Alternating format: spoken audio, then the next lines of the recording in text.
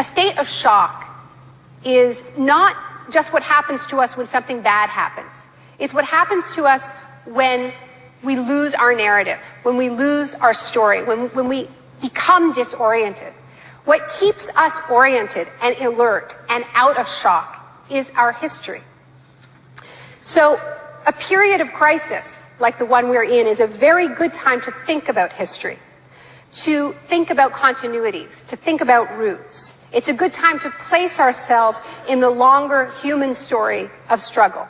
Milton Friedman from this university waged a war against the New Deal. Friedman was a member of a group called the Mont Pelerin Society, led by the Austrian economist Friedrich von Hayek. They believed that if governments stopped providing services and stopped regulating markets, the economy would correct itself. In the 50s, they were seen as cranks, but over the last 30 years, their ideas have become the dominant economic doctrine. The thesis of the shock doctrine is that we've been sold a fairy tale about how these radical policies have swept the globe. That they haven't swept the globe on the backs of freedom and democracy, but they have needed shocks, they have needed crises, they have needed states of emergencies. Milton Friedman understood the utility of crisis. Only a crisis, actual or perceived, produces real change. When that crisis occurs, the actions that are taken depend on the ideas that are lying around.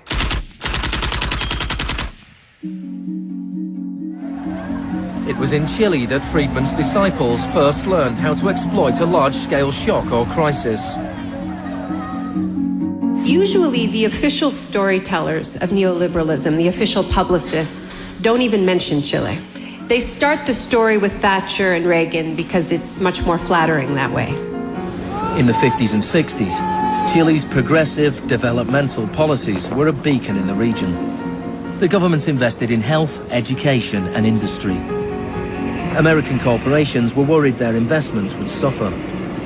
In response, the US State Department began sponsoring students from Chile and the rest of South America to study free market economics with Milton Friedman. The University of Chicago had a joint arrangement with the Catholic University of Chile, under which a great many Chilean students came to the University of Chicago, were trained by us and received PhDs. These students went back and taught in Chile. The Catholic University Economics Department in Santiago became a little Chicago school. Arnold Harberger, the economist in charge of the program, described himself as a seriously dedicated missionary. In 1970, Salvador Allende's Popular Unity government won the election on a platform of nationalization of large sectors of the economy. Chile's phone company was majority owned by the US corporation ITT. It spearheaded attempts to stop Allende becoming president. It had the support of Richard Nixon in the White House. I was not there, but I can tell you what we now know to be a fact. He ordered the CIA to prevent Allende from assuming the presidency. And indeed, they tried to get me to lean on the Chilean military right after Allende was elected. Despite the efforts of the CIA, Allende was sworn in as president.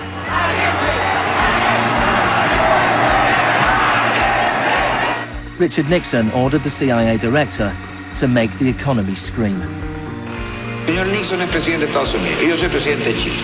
Yo no tendré un término despectivo contra el señor Nixon mientras el señor Nixon respete al presidente de Chile. Preparations began for the military coup. The Chilean Chicago boys started work on a 500-page economic blueprint called the BRIC. With US funding, everything was done to destabilize the economy. Truck drivers went on strike, bringing factories and shops to a standstill. There was a failed coup attempt on June the 29th, 1973. And then on September the 11th, with General Pinochet leading the army, the assault began on the presidential palace.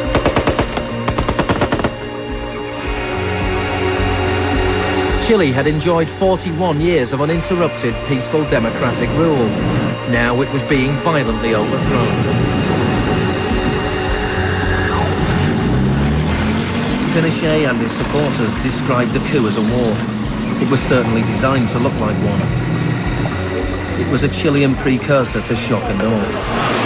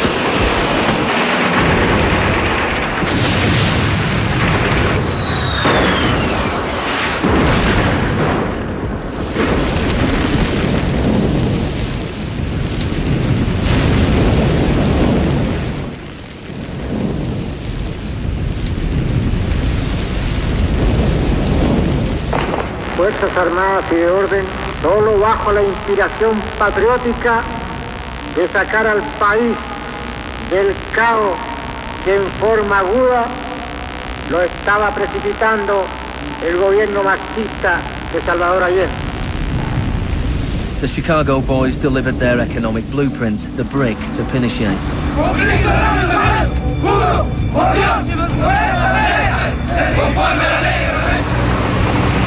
In the days that followed, more than 13,000 opponents were arrested and imprisoned.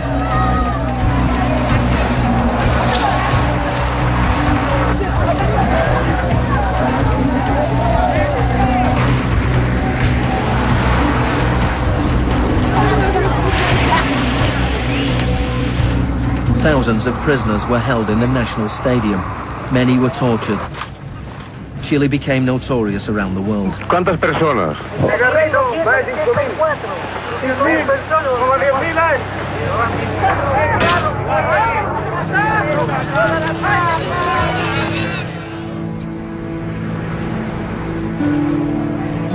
At the beginning of November, 5,000 prisoners were released. The 900 they left behind were transferred to other detention centers.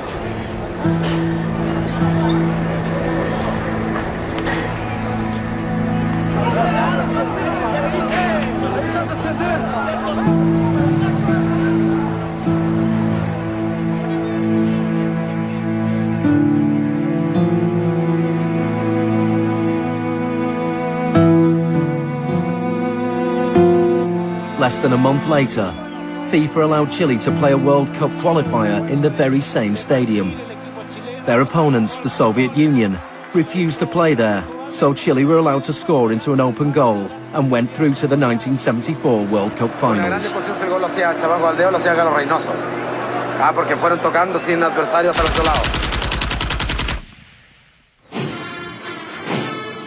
With the population in shock, Pinochet imposed the policies recommended by the Chicago Boys.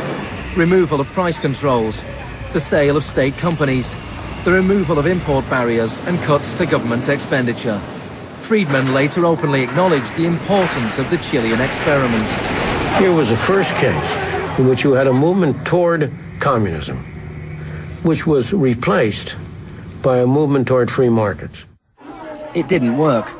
A year later, inflation was 375% per year, the highest in the world. So in March 1975, Arnold Harberger and Milton Friedman flew into Santiago. He used a phrase that had never before been used in a real-world economic crisis. He called for shock treatment. He said that he was like a doctor that was going to help a country that was suffering an epidemic, and he was simply prescribing the medicine. Friedman wrote that General Pinochet was sympathetically attracted to the idea of a shock treatment, but was clearly distressed at the temporary unemployment it might cause.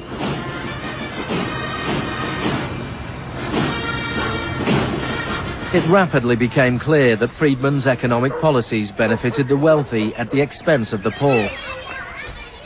It was calculated that a family trying to live on the average wage had to spend 74% of its income on bread. Items such as bus fares or milk became luxuries, and Pinochet got rid of free milk in school, a move that echoed the controversial policy of the young education minister in Britain, who would later become his friend.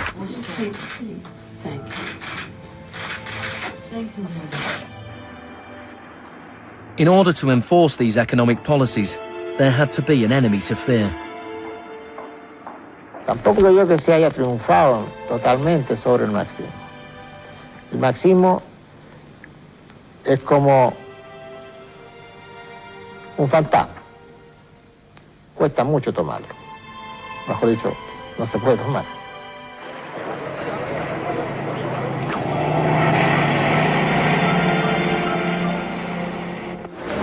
Friedman and Harberger argued that free market economics went hand in hand with freedom and democracy. But in Chile, where their ideas were being implemented within the context of a military dictatorship, the opposite was true. Many in Latin America saw a direct connection between the economic shocks that impoverished millions of people and the epidemic of torture inflicted on those who believed in a different kind of society. One of those was Orlando Letelier. Letelier had been Allende's ambassador in Washington. He spent a year in one of Pinochet's prisons before being exiled back to America. In 1976, Letelier wrote, "The economic plan has had to be enforced, and in the Chilean context, that could only be done by the killing of thousands, the establishment of concentration camps all over the country, and the jailing of more than 100,000 persons in 3 years."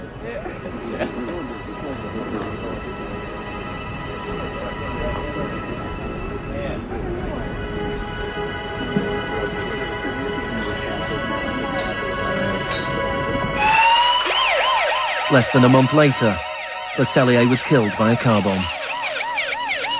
Good evening. A powerful bomb today tore through a car as it was driving along Washington's usually quiet Embassy Row. The Chilean was Orlando Letelier, who also had been foreign minister during the last months of the late Salvador Allende's Marxist regime. Richard Roth reports. Michael Townley, a member of Pinochet's secret police, was behind the bombing. He'd entered the US on a false passport with the knowledge of the CIA. Michael, buenas noches. Buenas noches, Pablo. La opinión del Poder Judicial chileno, ¿hay confianza en él? Mire, yo confío plenamente en la justicia chilena, como patriota y luchador antimarxista y juntista por sobre todas las cosas. Despite his confidence, Townley was extradited to the US and convicted of Letelier's murder. Pinochet ruled Chile as a military dictator for 17 years, but in a frank interview, Harberger remained in denial. You cannot have a repressive government for long within a genuinely free economic system. In the same year as Orlando Letelier's murder, Milton Friedman was awarded the Nobel Prize for Economics. You people have such a distorted idea of what went on. Let me tell you some facts. Number one, I was offered 2 honorary degrees by universities in Chile before I went down. I refused to take them because those universities were being supported in part by public funds, and I did not want to appear in any way to provide any support to the political system in Chile. I'm not a representative of Chile. I'm not an advisor to Chile. I have no commitments to the government of Chile.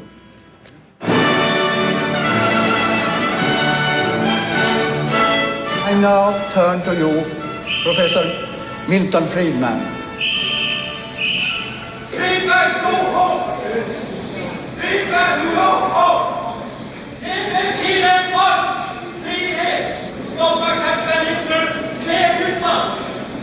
I am very sorry for this incident. It could have been worse.